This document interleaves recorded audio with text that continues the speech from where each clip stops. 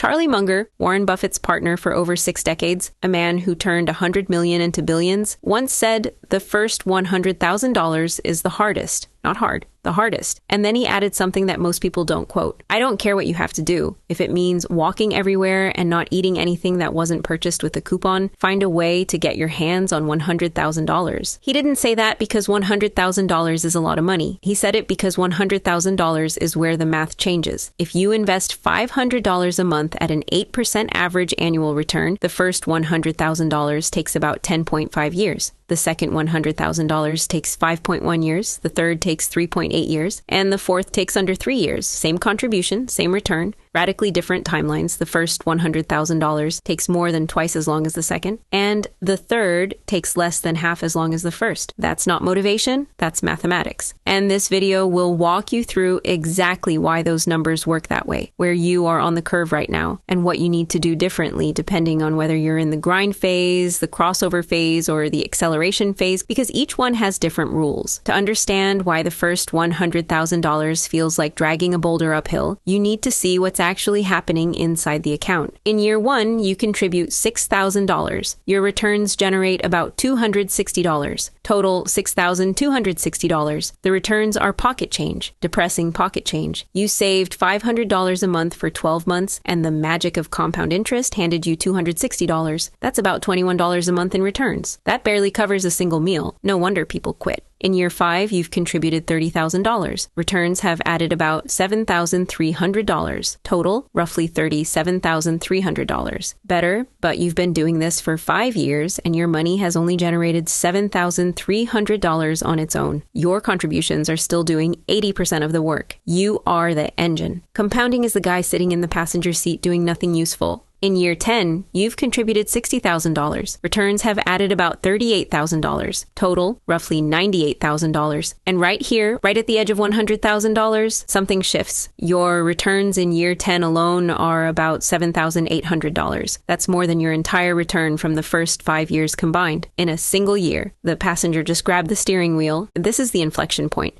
And it's why Munger's quote isn't motivational fluff. Before $100,000, you are pushing the snowball. After $100,000, the snowball is rolling on its own weight and your push just adds speed. Let me show you the acceleration in a way that makes it visceral. At $100,000 invested, earning 8%, your money generates $8,000 a year without you doing anything. That's $667 per month. Think about that. Your account is now contributing the equivalent of a second person investing $667 a month on your behalf. You didn't hire anyone. You didn't start a business. You just crossed a number, and the math hired an invisible employee. At $200,000, that invisible employee is generating $16,000 a year, $1,333 per month, more than double what you're contributing. At this point, your returns are doing more work than you are. At $300,000, the returns hit $24,000 per year. Your $6,000 annual contribution is now 20% of the growth. The other 80% is compound returns. You are no longer the engine, you are the spark plug. The engine is your money, and it's running on its own fuel. This is why the second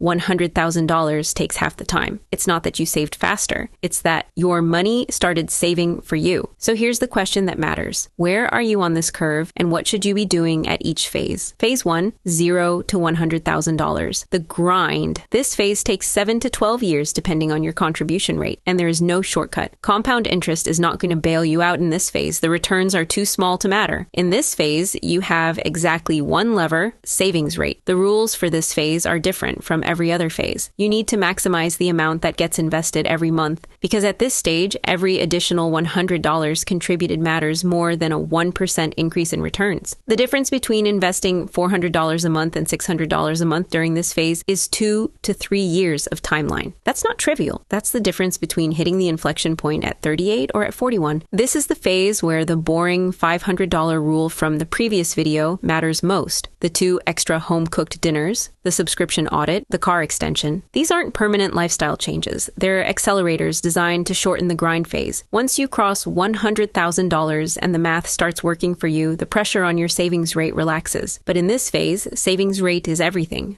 3 specific rules for phase 1. First, automate the maximum you can afford and increase it with every raise. Not part of the raise, the entire raise, if possible. Your lifestyle was fine at the old salary. Keep it there. Second, don't check the balance more than once a quarter. Watching a $37,000 balance grow by $180 in a month is demoralizing. The returns will disappoint you every single time in this phase. That's normal. Third, do not under any circumstances withdraw. Every withdrawal in this phase resets the clock. A $5,000 withdrawal at year 4 doesn't just cost you $5,000. It costs you the compounded value of that $5,000 over the remaining 25 years, which is roughly $34,000. A single emergency withdrawal at the wrong time is a $34,000 decision disguised as a $5,000 problem. Phase 2, $100,000 to $250,000. The crossover. This is where the game changes and where most people accidentally sabotage themselves. You've done the hardest part. The balance is finally growing in ways you can feel. The quarterly statements are starting to show returns in the thousands, not the hundreds. And that feeling of progress creates a new risk, the urge to optimize. This is the phase where people start wondering if they should switch to individual stocks, or try sector rotation, or move money into crypto because their coworker made 40% last year. The SPIVA Scorecard from S&P Dow Jones Indices reports that over a 20-year period, 94.1% of active domestic equity funds underperformed their benchmark. Not 60%, not 75%. 94% of professional fund managers, people who do this full-time with teams of analysts and Bloomberg terminals, could not beat the index over 20 years. You are not going to beat them by checking Yahoo Finance on your lunch break. And the cost of trying isn't just the underperformance, it's the interruption. Every time you sell one thing and buy another, you break the compounding chain. You pay taxes on the gains, you reset the clock. In the crossover phase, the single most valuable thing you can do is nothing. Don't optimize, don't time, don't tinker. The snowball is rolling. Get out of its way. Rules for phase 2. First, keep the contribution going, but stop obsessing over savings rate. Your money is now doing meaningful work. A 1% increase in returns matters more than a $50 increase in monthly contribution at this level. Second, rebalance once a year, not more. Pick a date, your birthday, January 1st, whatever, and rebalance your allocation on that date and that date only. Third, when the market drops 20%, do not sell. Buy more if you can. The crossover phase typically contains at least one major market correction. The people who turn $200,000 into $400,000 are the ones who treated that correction as a sale. The people who turned $200,000 into $140,000 are the ones who panicked. Phase 3, $250,000 and beyond. The acceleration. This is where it gets fun and where the math starts to feel unfair in your favor. At $250,000 with 8% returns, your portfolio generates $20,000 per year. That's $1,667 per month. Your money is now earning more each month than most people's car payment. Every year that passes, the gap between your contributions and your returns widens. At $500,000, the portfolio generates $40,000 a year. Your $6,000 annual contribution is now 13% of the growth. The other 87% is pure compounding. You are not building wealth anymore. Wealth is building itself. And here's what almost no one talks about. This is the phase where increasing your contribution even slightly has an outsized impact because you're adding fuel to a fire that's already roaring. An extra $200 per month at the $300,000 level, say from a raise you didn't lifestyle inflate, compounds alongside the existing mass. At $500,000, that extra $200 is being amplified by the returns on $500,000. The math is nonlinear. The same $200 that barely mattered in phase 1 becomes a jet engine in phase 3. Rules for phase 3. First, increase contributions with raises. Even small increases compound dramatically at this level. Second, start thinking about tax optimization, Roth conversions, tax loss harvesting, asset location between taxable and tax-advantaged accounts. The returns are now large enough that tax efficiency starts to matter in absolute dollars. Third, resist lifestyle inflation more than ever. This is the phase where your friends who earn the same salary are visibly spending more than you. They're upgrading the house, the car, the vacations. Let them. They're spending their acceleration. You're keeping yours.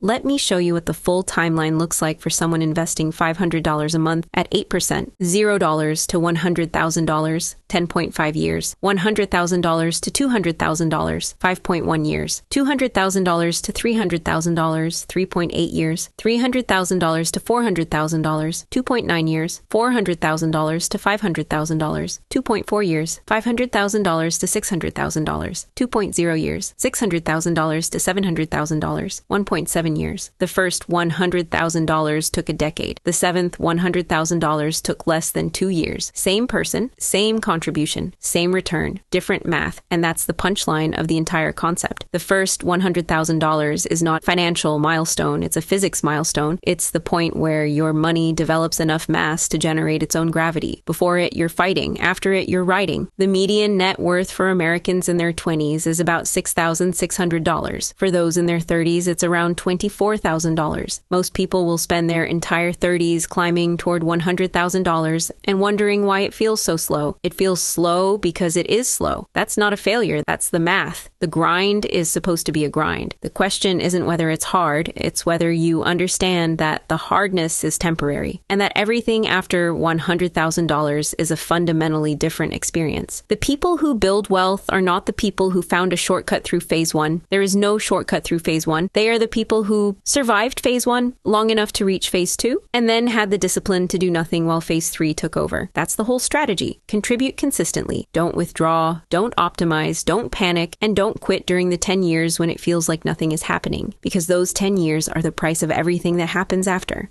I'm not a financial advisor, lawyer, therapist, or any other licensed professional. The content on this channel is for educational and entertainment purposes only. Everything shared here reflects my personal opinions and should not be taken as financial, investment, legal, medical, or relationship advice. Any stories, examples, or characters used are composite illustrations meant to explain ideas, not to represent real people or specific situations. Real-life outcomes vary widely because everyone's circumstances are different, and any statistics referenced may come from studies with limitations and may not apply to every individual. Always do your own research and consider your full situation before making important decisions. When needed, consult a qualified professional who understands your personal circumstances.